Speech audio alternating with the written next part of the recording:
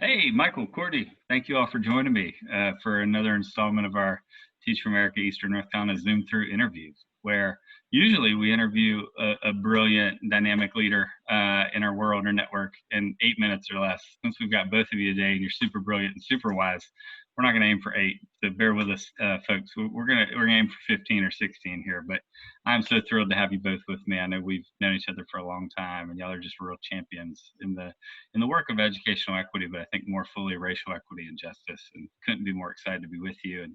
And I know our core members and our alumni and our network are going to be excited to learn a little bit more about you and hear some of the big things you're up to in the world. So thank you for joining me. Thank you for having us. And I think most folks might know this, but if they don't, do you want to just maybe share y'all's connection in life, that you're not just here as guests on the Zoom? Yeah, well, we were former colleagues. We met while we were both teaching in Vance County here in Eastern North Carolina. I by way of Teach for America, Michael as a traditionally trained educator, and we worked together for about a year or two and then decided, hey, we really like each other. So we went ahead and got married in 2014, and we stayed in education and in relationship with each other as organizers and as friends and as partners in this work. Awesome. Thank you. Yeah, it's such a great story. And Michael, I even loved listening to your first podcast and thinking about your Vance County school days and hearing your students sing. We always start in our Zoom-Thru with the question, who are you and what are you up to in the world? Because we believe that's foundational to any kind of big leadership, big change, systems change type leadership. So Courtney, I know we agreed you'd go first. Tell us who you are and what you're up to. Yeah, so who am I? I am a Black and Indigenous woman. I am someone who brings my ancestors with me into the spaces that I occupy in the work that I do. I'm an educator. I am an organizer. I'm an auntie. I have lots of nibblings by my various siblings, ranging from baby to, believe it or not, 20 years old. I've been aunting like a boss for 2 decades now. And I'm a leader in my community who leads from my values, from my core values of storytelling, healing, bridge building, and liberation. And my identities show up in the spaces that I am in, and my leadership, my values, I endeavor to live up to. And I believe in the power of coalition building and of doing this work in a way that brings everyone not only to the table, but to the table ready to deconstruct it as needed, to see, how else can we get more and more people invested in the work that we're doing. So that is who I am. There's probably more in there, but I'll leave it there. And what I do is, at my core, I try to honor the sacrifices of my ancestors. I'm descended of kidnapped and enslaved Africans and indigenous peoples of Turtle Island, of Ashkenazi European Jews who survived the Holocaust. And so my very existence is a bold act of liberation and resistance. And so what I do with that, and as a first generation college graduate, is work in the areas where I am most passionate, which is in adult leadership development, education, and nonprofit. And I also am a social entrepreneur. So in my community, I sit on a number of boards where we advocate for LGBTQ and Black women's rights as educators, and I am in a few Jewish social justice spaces as well. My work at Teach for America is around building capacity of our leaders who are charged with doing this incredibly challenging work in an unprecedented context right now, and how to do that and stay, if possible, one step ahead of the needs and the demands as they change. It feels, weekly, if not daily. And I work as the co-founder of Radical Roots Consulting, which is an anti-racist, diversity, equity, and inclusiveness consultancy, where my partner and I, my dear friend and fellow TFA alum, who is an attorney in Baltimore, we do work with institutions and teams to help them strategize around shifting outcomes within their institutions as we endeavor to do that in our respective fields of law and education and nonprofit work. Thank you for that, Courtney. So good to have you. Michael, who are you? What are you up to in the world? I am somebody that is constantly trying to close the gap between what I say I believe and what I'm actually doing in my practice. Um, I am a straight, white, English speaking, Protestant, middle class man, raised in this country in Pennsylvania. Grew up in Pennsylvania, moved down to North Carolina at the end of 2009, and have tried to really unlearn a lot of things that I was socialized to learn and to be. And what I'm currently most interested in is how do I do my work in such a way that shifts power. Um, so, and that's a complicated, messy thing to think about and do, and I don't always get it right. But I think that I'm tremendously blessed by the people in my life, including Courtney, including you. I mean, people that have pushed me to call me out, call me in, and as Courtney will say, call me home to my values. Yeah, thank you for that. I love that call me home, Courtney. I'd love for you to share a little bit more about that in a little bit. But it's funny. Michael, I know you moonlight as a award-winning podcast producer right now, and voice. But I know you're also get a day job where you're assistant principal at Wendell Middle School. But I want to start with I listened to your podcast a couple weeks ago, and honestly, I got goosebumps. Both in listening to your reflections at the start of what it meant to be a teacher who moved here, and that just that powerful shift where we go from, and as an educator, this happened to me probably a lot longer. It took me longer than you, but where we start to realize that like knowing our students and seeing the gifts and brilliance that they bring, and Courtney, to your point, that they have from their ancestors, is actually the path towards just remarkable learning, liberation, all those things. And it's less that I have something to give them. And you talked about that so poignantly, but wanted to just name how much I enjoyed your podcast and ask you to talk about it a little bit, because I think our core members and anyone who's taught or is teaching might really find your key three kind of things you're out to do powerful. Can you tell us a little bit more about it? Yeah, so it's a project that has been rattling around in my head for a couple of years now. And the opportunity crystallized when I became part of Wake County's, the Office of Equity Affairs had a fellowship program that they piloted last year and asked a handful of educators throughout the district to be equity fellows and to have a capstone project. And of course, the podcast is mine. I'm still working on it. People ask me, when is it going to be finished? And like, I don't have an end date. Like, it's not like it's a series that I envision it ending anytime soon. I have so many things that I want to learn, and it's been a way that I've been able to connect to some really brilliant, remarkable people that I wanted to learn from, and I can have the added benefit of also sharing those conversations with all of you. But the title of it actually is an idea that was given to me by the folks at the Racial Equity Institute. Dina Hayes Green will often say this thing around, the way out is back through. Malcolm X once said that of all the disciplines that we learn about, the one that is most likely to reward your effort is history, because the truth is just lying there. And so when you start looking at, when I came down, I'm a traditionally trained history teacher. I majored in history education. I grew up in, like I said, Pennsylvania, and grew up seeing myself in the curriculum that I was being taught, and being able to see the ways in which my ancestors often was presented in a way that was very triumphant, right? And I think that as I've gotten older, I've realized that there's a lot more complicated nuance to that we cannot get to a place in this country, in this state, in this community, in my own home. We cannot get to a place of reconciliation without first telling the truth. And that is part of what I hope to help other educators do, is to tell local stories, raise up counter narratives and people in order to help other educators and help myself really become more culturally and community responsive. Thank you. Thank you for that. And Courtney, I want to pivot to you for a minute because, I think the podcast really hit me. And one of the things that hit me as I was listening was like, oh, this is the work I know Courtney's been doing for years. Michael has as well. But when you think about leadership development, teacher development, how we create the conditions and the environments in which kids' full selves can show up, be recognized, validated, like how do you think about that work, and how would you recommend our core members or any of our alumni teachers just think about what they can do to make their classroom a more liberatory space?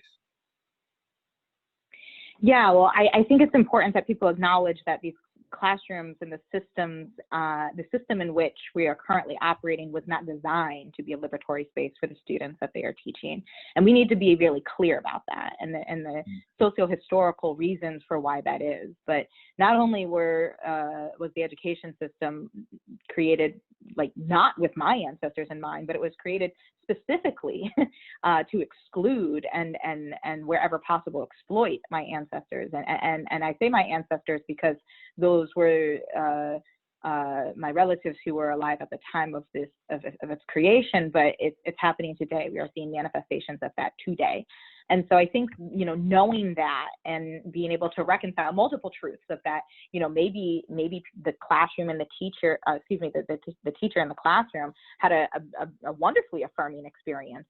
Michael talked about his educational experience. I loved learning. I very much enjoyed and was an excellent student growing up. And I did not have a curriculum that was affirming of my identity and my narrative and things that I would hear from aunties and from my parents and from other places where I had to sort of cobble together what my people's story was in this arrangement of power that lives and flows in schools and in classrooms and in all other institutions. And so I think it's important that classroom teachers acknowledge that and see themselves as gatekeepers who can either close the door on the opportunity for kids to have a fundamentally different experience, or open the door for kids to have a fundamentally different experience. But there's no, little door stop, doors halfway closed, but not latched, it's closed, but it's locked. None of that. The door's open or it's closed. There's no neutral zone, right? And it's hard work.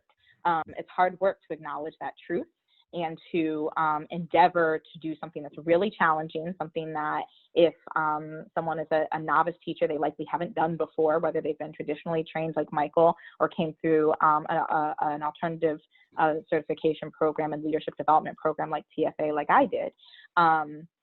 This is true. And there are teachers who have been in the classroom for 15, 20, 25 years who are still reinventing how they teach. And that's especially true right now, right? And so I think it's important for educators to know that real power that they have to, regardless of even what their background is, I think it's really important that kids see themselves in their teachers. I think that's so critical. I also, in that, think about the white kids who need to see educators like Michael and hear him talking about this. I think it's important that Black and Brown and Indigenous students and other kids of color see white educators and educators of color leading from a truly liberatory place of saying there's room for us all in this work, and our liberation is bound up with each other. Our stories matter in this space. Our voices matter in this space. And because we're navigating a society that tells us and shows us that some of those voices, especially Black and Brown voices and queer voices and women's voices and people with disabilities, their voices don't matter as much, we need to really disrupt that. And we need to figure out a way to disrupt that in a way that fosters emotional resilience and reflection in those who have more privileged aspects of their identities. We all hold some aspect of privilege in our identities in most instances. And so we need to figure out, and I think educators need to figure out a way to do that with their students, not to or for their students, but with their students, in order to cultivate the generation that I believe can really bring about. There's a prophecy around the 7th generation in my community, and I just have a profound and deep sense of hope for our students. And I every day commit to being hopeful for those that I have to really try harder with. Yeah, thank you for that. So powerful and so beautiful. I too share that hope in our students, particularly when you connect two dots with what you share. And I just, Courtney, they really struck me. It can be a daunting but such a powerful place to stand when we realize that inequity, educational inequity, or attainment, or opportunity gaps are a very circumstance of a system that wasn't designed for the students that now they're trying to serve. And so then how do we reinvent something, right, in ourselves with them each day that is different, is liberatory? And Michael, I think that takes me back to your podcast, and one of the things I wanted to ask you about, one of the threads is this idea that, like, as a teacher, knowing the story, knowing, being present to the story of your students, their history and the community's history is such a powerful place to stand. And it struck me that when you're a first year teacher or second year teacher, and we've all been there, it doesn't go as planned, we're struggling, am I really cut out for this, should I be doing this? That what you offered might be a path towards some humanity, and to really listen and learn and be present, and not get caught up in, am I doing this exactly right, or is there a right way to do this? So I was wondering if you talk a little bit more about that, and like the reflections you have as a teacher and an educator.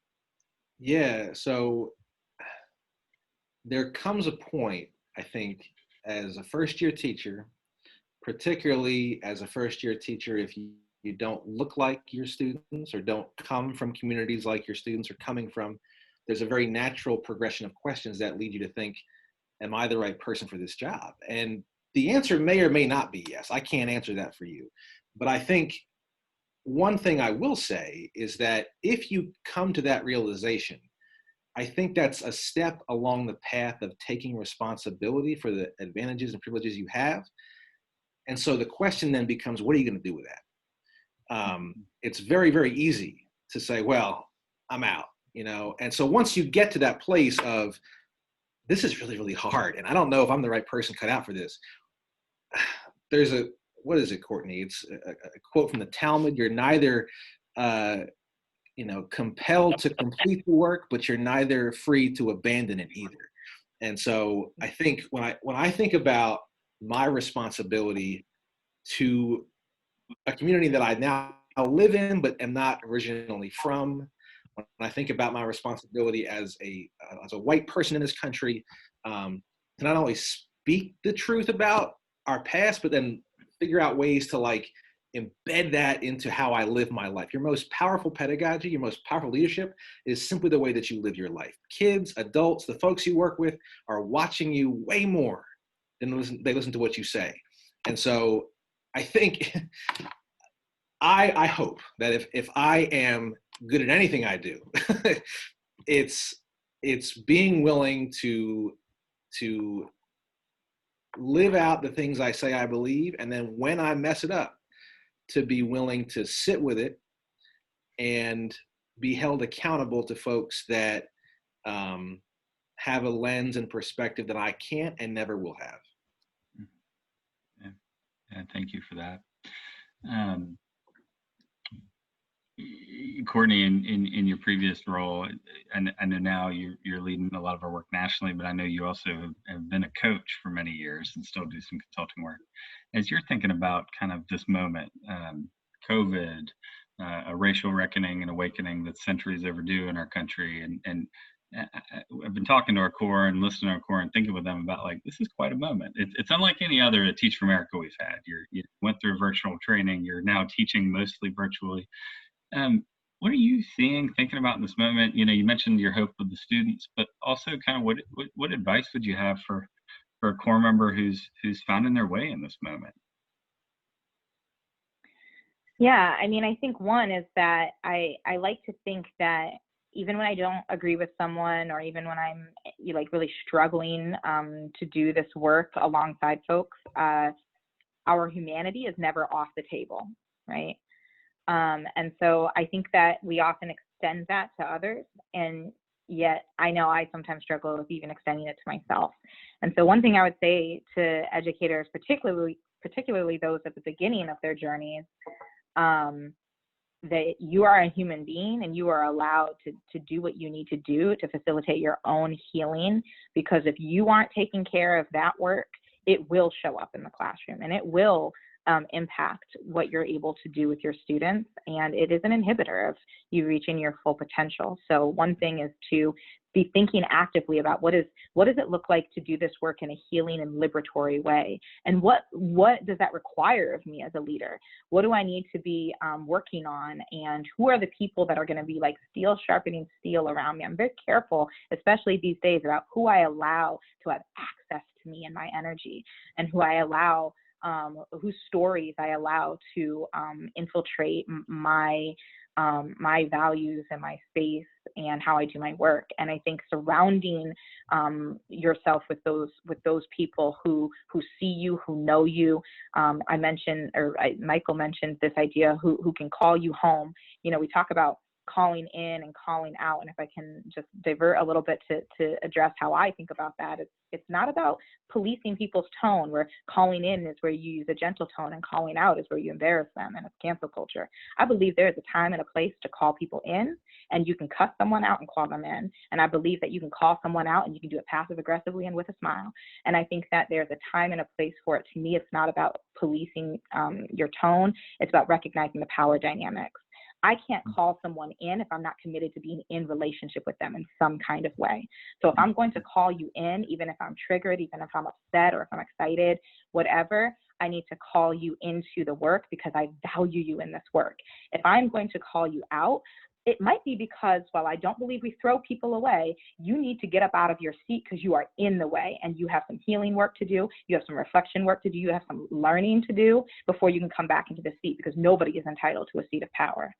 And so I believe that calling people out can sometimes result in people needing to shift some things around, or they need to acknowledge, ooh, if I don't want that, then I better toe the line here and be responsive to what people are telling me.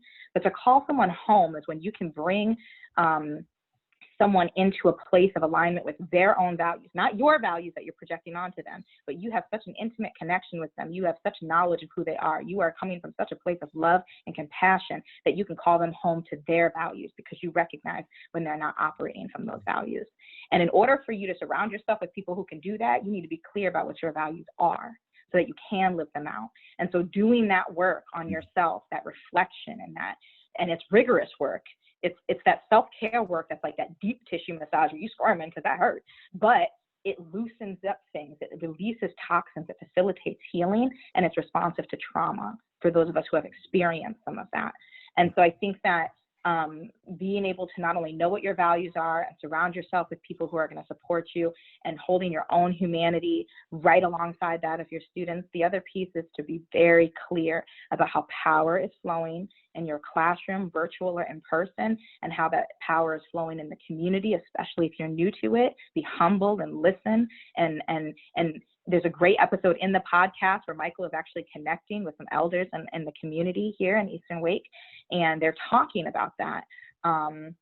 And so, you know, link up with some elders. I would not have made it through 5 years in the classroom without my elders in Vance County, and I still keep in touch with them today. Michael and I had 17 people at our wedding, Michael, and I think like over 2/3 of them were folks that we met in education doing this work. And so it's important that we have our people, and it's important that we have a deep sense of who we are and our values and in our healing and our humanity. And it's important that we understand where we fit in this arrangement of power if we hope to disrupt it and redistribute it, with our students feeling empowered in their own right to step into that really radiant way that they can, even when it's packaged in a way that makes us go, all right, little one, I hear you operating in your power in a way I don't like. We got to figure out how we're going to navigate that so we're not shutting down a leader who could truly be revolutionary and shifting systems in ways that we need everybody to be part of. Yeah, so appreciate that. Thank you, Courtney, for all of that. And I think one thing I just would that moved me is why we believe in this question of who are you and what you're up to. That, you know, when you talk about calling somebody home to what they're up to, what their values are, the clearer we are on that, the clearer we can lead in the world. And so I really appreciate you drawing that connection. It's really hitting. Michael, I know we're wrapping up, but one last thing. And by the way, y'all, I didn't give you the full infomercial, but the way out is back through. Is you can find it on all your major podcast channels. You should check it out. If you're a beginning teacher, I strongly recommend episode 1. As I listened, I was like, oh, that is what I wish I had when I was getting started. I would have started very differently in my classroom. I would have asked more questions, listened to more community members. But Michael, I know you talk a lot about the power of that, like, and even have that beautiful story of the hymn and your students singing it, and then we get to hear their beautiful voices and powerful voices at the end. Anything you've got for our teachers or any educators out there in this moment who are really trying to heed the advice and the wisdom you're offering in your podcast? Yeah, I would just say that the people that are around you, your colleagues, your students, your families, how you choose to see them, and we make a choice with everybody we come in contact with. How you choose to see your students, their families, your colleagues, etc., is going to dictate how they see you.